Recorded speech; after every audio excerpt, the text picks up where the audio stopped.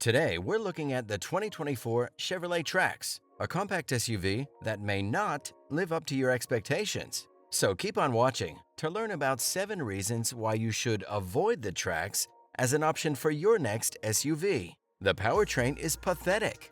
Under the bodywork, things don't sound like an improvement on paper. Front-wheel drive is the only option, as is a 1.2-liter, yes, you heard that right, 3-cylinder turbocharged engine that makes an embarrassing 137 horsepower and 162 pound-feet of torque. It transmits power to the wheels through a 6-speed automatic gearbox. Now that's not necessarily embarrassing for the size of the engine, but more because of the size of the car. I mean, it's not a Fiat 500. The 2024 Trax actually has 18 horsepower and 15 pound-feet less than the old Trax. But Chevy has promised that this one is faster. Chevy has said that the entire package is such a dramatic shift from the old car that they considered renaming this car to something altogether different. It stuck with Trax simply because it already had customer recognition. Sluggish transmission.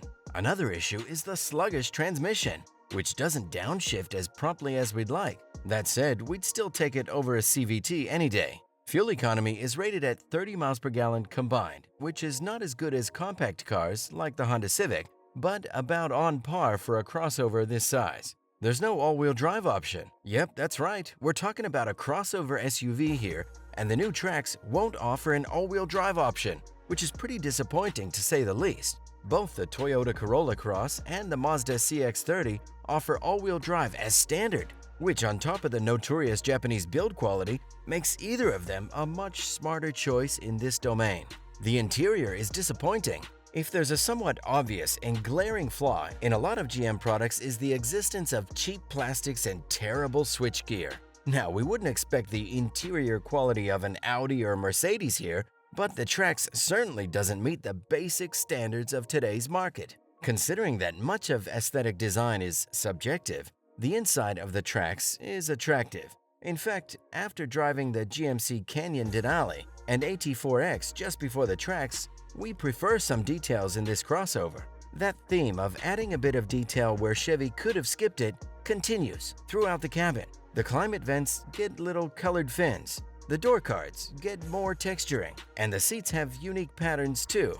These are the kinds of things that need to be improved across many GM products. We're impressed to see them on the brand's new entry-level model. The base Trax comes with an 8-inch infotainment system and 3.5-inch driver information display, flanked by 2 analog gauges. The top 3 trim levels all get an 8-inch fully digital gauge cluster and an 11-inch touchscreen infotainment system.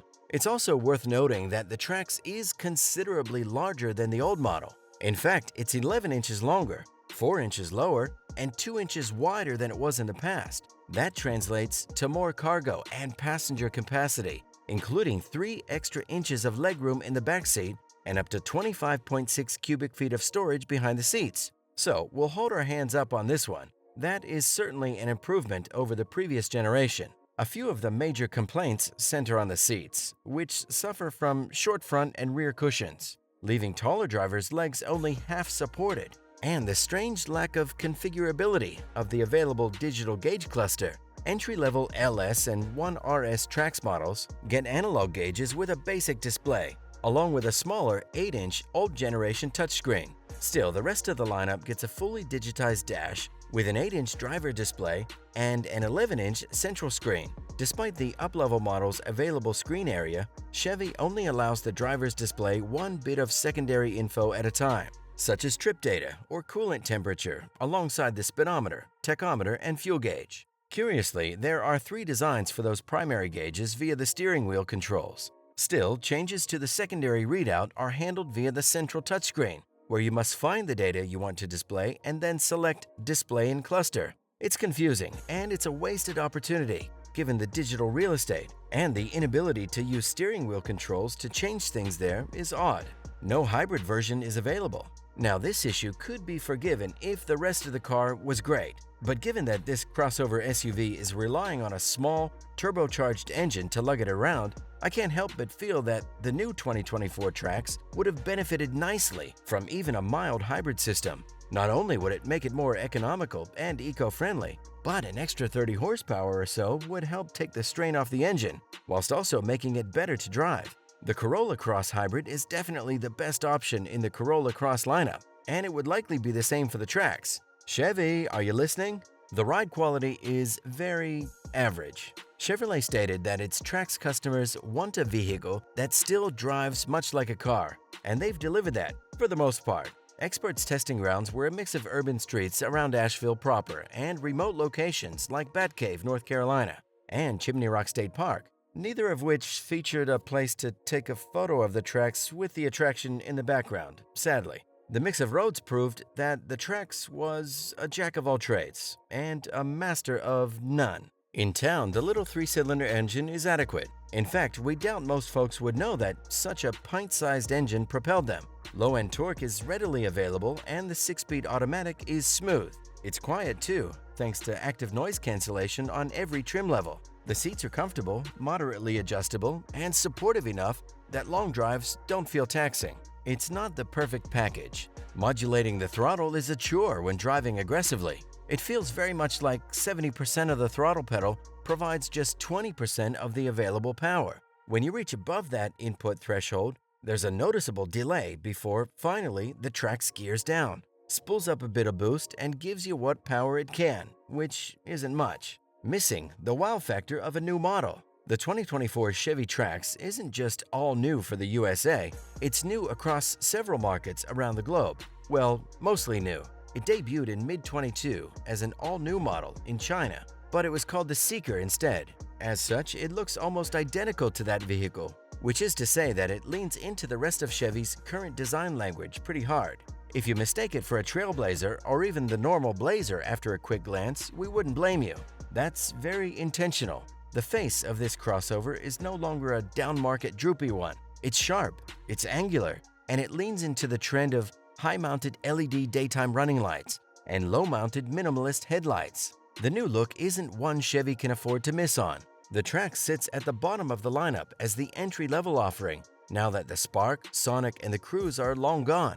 We think that there's no wild wow factor to speak of on this umpteenth crossover.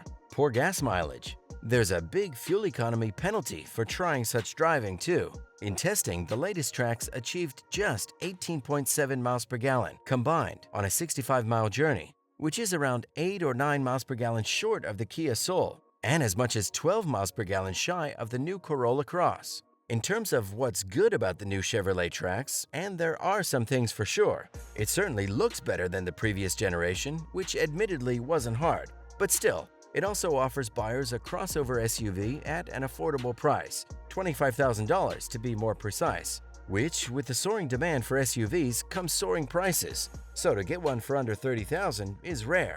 With regards to the 2024 Chevrolet Trax, it's essential to consider its drawbacks before making a final decision. The Trax may not offer the driving experience and the features that many modern car buyers seek, from its lackluster performance and limited interior space to outdated technology and average fuel efficiency. As you explore your options, weigh these considerations against your priorities and expectations to ensure that your chosen vehicle is the perfect fit for your needs and desires. If you're in the market for an SUV for less than $30K, then click the video on your screen now and we'll give you a list of the best SUVs that you can buy right now.